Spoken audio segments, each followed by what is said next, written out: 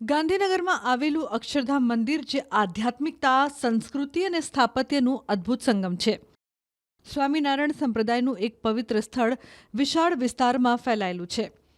ગુલાબી રેતીના પથ્થરોથી બનેલું આ મંદિર ભારતીય સ્થાપત્યની શ્રેષ્ઠતાનું પ્રતીક છે. તેની નાજુક કોતરણી, નીલકંઠ વર્ણીની આ વિરાટ મૂર્તિ અને શાંત વાતાવરણ દરેક મુલાકાતીઓનું મન મોહી લે છે. ગુજરાતની રાજધાની ગાંધીનગરમાં આવેલું અક્ષરધામ મંદિર એ માત્ર એક ધાર્મિક સ્થળ નથી, પરંતુ કલા, સંસ્કૃતિ અને આધ્યાત્મિકતાનો જીવંત દરબાર છે.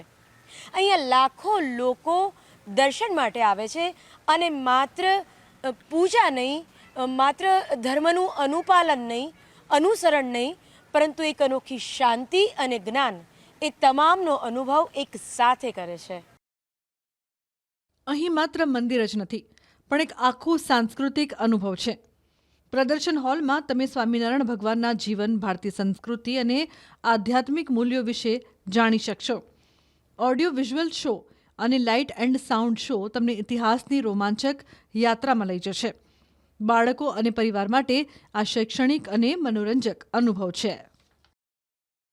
અક્ષરધામ મંદિરમાં પહેલાં તો એની સુરક્ષા વ્યવસ્થા બહુ સરસ છે, એ આનંદ થયો.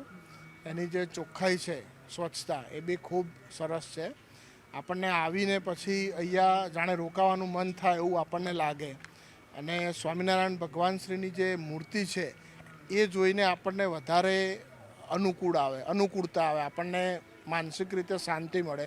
બીજું એ કે નાના બાળકો માટે ખાસ, બાળકોમાં ઘડતર, સિંચન થાય, એમનું સારું એમનું ભવિષ્ય થાય, એના માટે આધ્યાત્મિકતા તરફ વળવાનો એક સારો એવો સરસ આ એક માર્ગ છે. અને બીજું કે ઘણું બધું જોવા જેવું તો ઘણું બધું છે કે આખો દિવસ પણ ઓછો પડે. પ્રદર્શન છે એમાં પણ સરસ જોવા જેવું છે.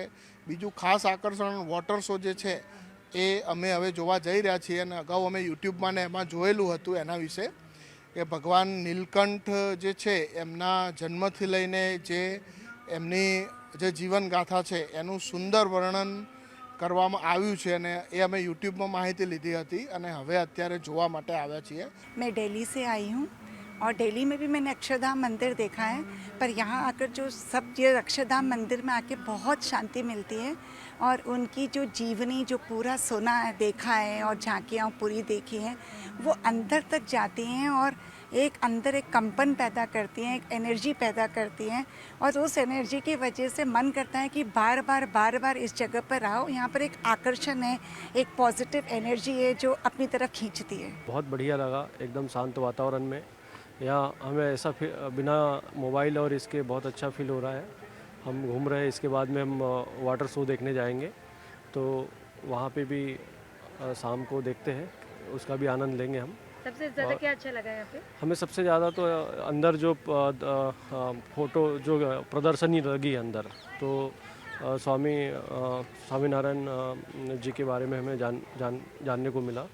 ये हमें पहली बार इतना अच्छे से जानने को मिला है. इसके पहले हमें खाली ऐसे नाम पड़ा था, पर आज हमें विस्तृत जानकारी प्राप्त हुई है अंदर से. तो इसके लिए हमें आज का दिन हमारे लिए बहुत बढ़िया रहा है और ये हम याद रखेंगे हमेशा. हमारे लिए स्वामीनारायण टेम्पल अक्षरधाम गांधीनगर हमेशा याद रहेगा. અક્ષરધામ છે એ 1992ની સાલમાં 30 ઓક્ટોબરે ઉદ્ઘાટન થયું. ભગવાન સ્વામિનારાયણને 200 વર્ષ 1981ની સાલમાં પૂરા થતા હતા. એ વખતે ભગવાન સ્વામિનારાયણના 5મા આધ્યાત્મિક અનુગામી બ્રહ્મ સ્વરૂપ પ્રમુખ સ્વામી મહારાજે સંકલ્પ કરેલો કે ગાંધીનગરમાં ભગવાન સ્વામિનારાયણને અંજલિ આપતું એક ભવ્ય અને દિવ્ય અક્ષરધામ સ્મારક બનાવવું છે. તો એ નિમિત્તે ભગવાન સ્વામિનારાયણ દ્વિશતાબ્દી નિમિત્તે ભગવાન સ્વામિનારાયણને અંજલિ આપતું આ એક ભવ્ય મંદિર છે. ભગવાન સ્વામિનારાયણે ભારતીય સંસ્કૃતિના મૂલ્યોને અજવાળ્યા. તો અક્ષરધામ બનાવવા પાછળનો હેતુ છે કે અક્ષરધામ એ ભારતીય સંસ્કૃતિનું કેન્દ્ર બની રહે. ભગવાન સ્વામિનારાયણે ભારતીય સાંસ્કૃતિક જ્ઞાન અને આધ્યાત્મિક પ્રજ્ઞાને વિસ્તારી, તો અક્ષરધામ છે એ પ્રબોધનની પીઠ બની રહે. અને અક્ષરધામ છે તો અહીંયા આવે એમાંથી લોકોને અપરિમિત પ્રેરણા મળે, તો અક્ષરધામ એ અપરિમિત પ્રેરણાનો સ્ત્રોત બની રહે, આ હેતુથી અક્ષરધામ બનાવવામાં આવ્યું છે.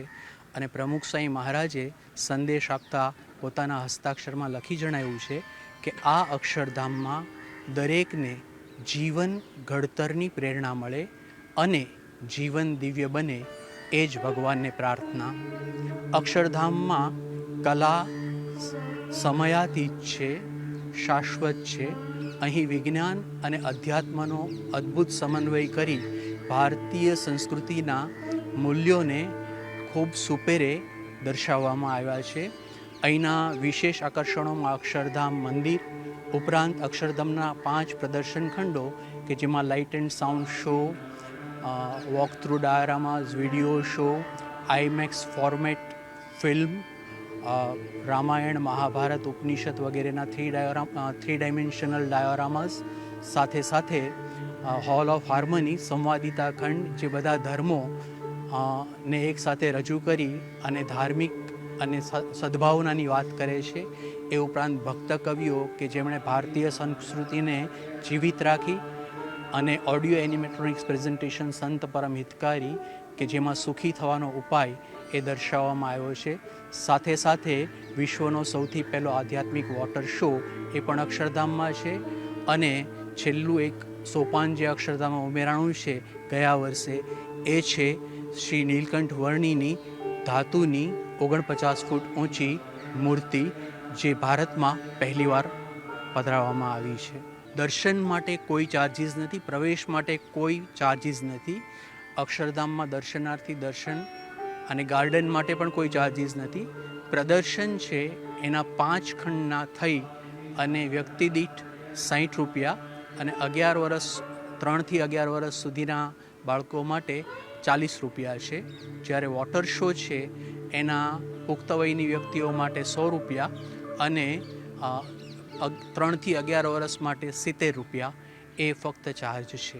અહીંયાના હરિયાળા બગીચા શહેરની હલચલમાંથી મનને થોડી શાંતિ આપે છે. એટલું જ નહીં, અહીંની સલામતી વ્યવસ્થા અને સ્વચ્છતા પણ પ્રવાસીઓ માટે આરામદાયક છે. અક્ષરધામના હરિયાળા બગીચાઓમાં શાંતિનો અનુભવ કરો, જ્યાં તમે પ્રકૃતિની ગોદમાં આરામ કરી શકો છો.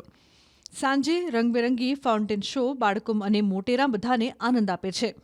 ભૂખ લાગે તો અહીંના ફૂડ કોર્ટમાં શુદ્ધ ગુજરાતી વાનગીઓનો સ્વાદ માણવા મળે છે. અક્ષરધામ મંદિર એક એવું સ્થળ છે જે તમારા હૃદય અને મનને સ્પર્શે છે. આધ્યાત્મિક શાંતિ, સાંસ્કૃતિક વારસો અને પરિવાર સાથે આનંદની પળો માણવા માટે આ એક આદર્શ સ્થળ ગણાય છે. અક્ષરધામ એ માત્ર પૂજાનું સ્થળ નથી, પરંતુ આધ્યાત્મિકતા, સંસ્કૃતિ અને આધુનિક પ્રસ્તુતિનો અદ્ભુત સંગમ છે. જે કોઈ પ્રવાસી ગુજરાત આવે તેના પ્રવાસન લિસ્ટમાં અક્ષરધામ મોખરે હોવું જોઈએ. કેમેરા પર્સન હિતેશ પ્રજાપતિ સાથે ગીતા મહેતા, ન્યૂઝ 18 ગુજરાતી, ગાંધીનગર.